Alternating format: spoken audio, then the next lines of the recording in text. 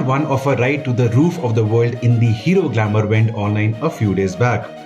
उसमें हमने आपको दिखाया हमारी ride from Delhi to Manali, Manali से जिस्पा एंड देन जिस्पा से सरचू, और अब कंटिन्यू करते हैं हमारा एडवेंचर फ्रॉम सरचू ऑनवर्ड्स।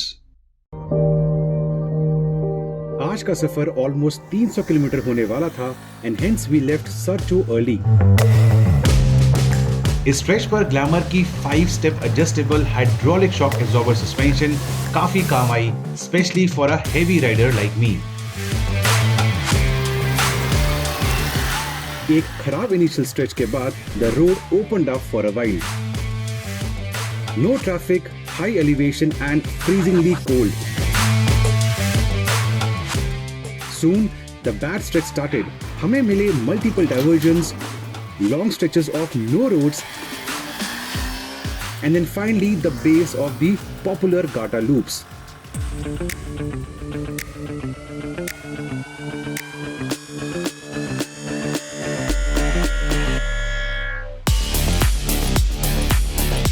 ये हैं 21 हेयरपिन बेंड्स जो आपको 1500 फीट ऊपर लेके जाते हैं in a matter of kilometres. Challenging but stunning at the same time.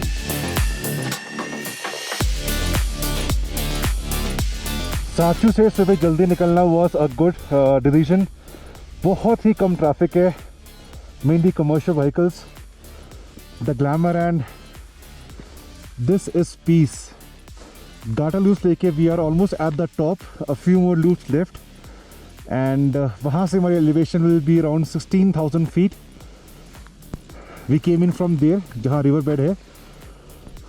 ऊपर जाके we'll take a break at the world's highest transit camp, उसे कहते हैं पंग। But for now, the hero of the trip is this hero. I don't have words for this. मैंने अंदाज़ा नहीं लगाया था कि एक 125 सीसी की बाइक मुझे ऐसे रास्तों पे ला सकती है, and we still have a lot more adventure to go.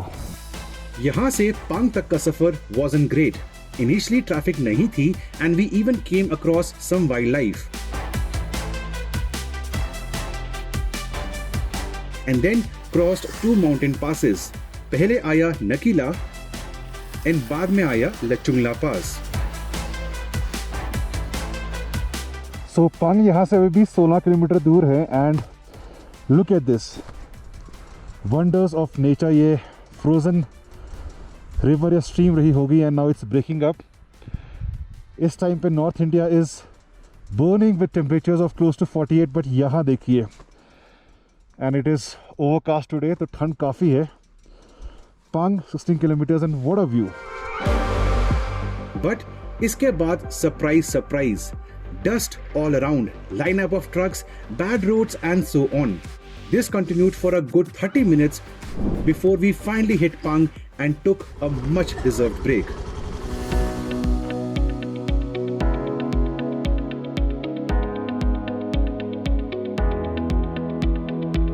The last 1 hour was terrible in terms of the dust and smoke.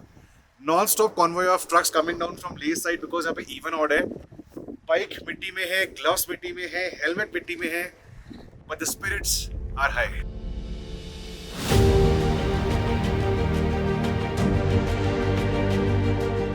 Tough roads get you to great places. This was true here as well. Pang के बाद, this is what we were greeted with.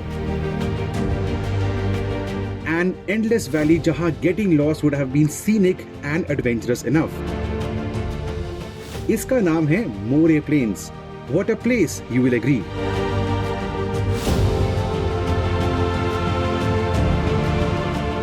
Back on the road, 16,000 feet की elevation पे यहाँ straight roads थी with a few fast flowing curves. The trip was finally turning out to be very enjoyable. इस trip पर हम lake को completely bypass कर रहे थे। तकरीबन 120 किलोमीटर पहले we took a right from Devering towards the Tso Kar Lake. Initially, roads were nice with not a soul around. मगर as expected, soon Glamour and I were riding on broken tarmac, coming across the occasional biker. कुछ देर बाद, during a quick water break, I saw this. a massive sandstorm coming away from the back and the right side valley. इस तूफान का सामना तो करना ही था. As you can see here, इस 125cc बाइक ने डटकर मुकाबला करा and gave me more confidence for the ride ahead. और ये कॉन्फिडेंस इंपॉर्टेंट था as the ride started getting tougher and tougher. Dust trails, no roads, rocky terrain and complete isolation.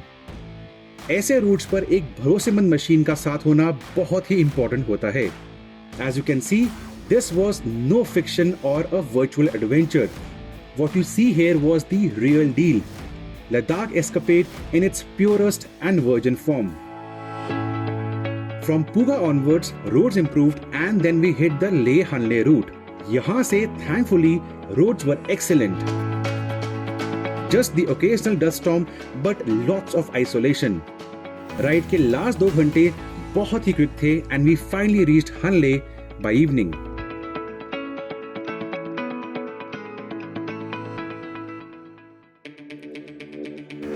So the final and the most important day has arrived. सांस लेने में तकलीफ होती है because elevation बहुत high है.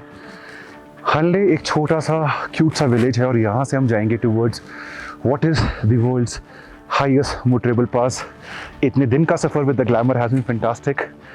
बहुत ओवरकास्ट मौसम है, super cold, but the journey has to go on. This was it, the day we had been waiting for. Hanle village को क्रॉस करके we got on to the other side and immediately roads खत्म. Dust trails followed by 2 streams and then a river crossing. हाँ जी, all this on a 125cc motorcycle. और उसके बाद आधे घंटे के लिए we rode in the middle of nowhere. हम एक वाइड वैली में थे with continuous elevation. No roads, just dust trails जो किसी मैप पर नहीं थे. And although the sun was out, the air was freezingly cold. Valley के बाद we came across multiple hairpin bends. यहाँ से we got a bird's view of the valley below. What a sight for every biker. And finally we touched tarmac. यहाँ से Umling pass was 37 kilometers. So near yet so far. No traffic, cloudy sky and sub-zero temperatures. Proof के लिए ये frozen streams and even a frozen river, even in the month of May. ऐसे tough conditions में what gets you going? Well, the sight of such boards. Welcome to the highest road in the world. Wow. हम आगे बढ़ते चले and then cross this board with an apt line. The best views come after the hardest climb. 10 minute के बाद we were above 17,500 feet. हाँ जी, above the height of Mount Everest का base camp. And even with the sun out, it was so cold कि मुझे ultimately ये करना पड़ा to warm up my hands.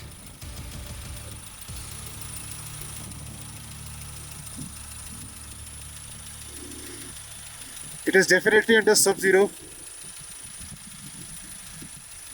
Feet are freezing, fingers are freezing, but this bike refuses to stop.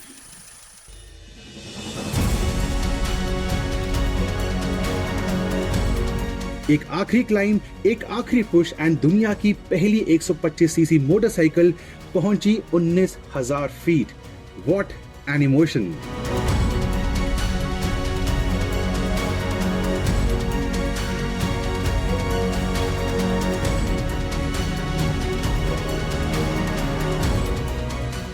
So we are not only at the world's highest pass, हम world के highest cafe के अंदर हैं. A tea break is much needed and much deserved. इस video के अंदर काफ़ी सवाल थे जो आंसर हुए. एंड मोस्ट इम्पॉर्टेंटली, अगर आपके दिल में एडवेंचर है, आपके दिल में एक ड्रीम है to come to Ladakh but you don't have an adventure bike, आप अपना ड्रीम पूरा कर सकते हैं even on a small bike like the Glamour 125. This video has been authentic. It has been as serious, as true as possible. And we end the video at this place.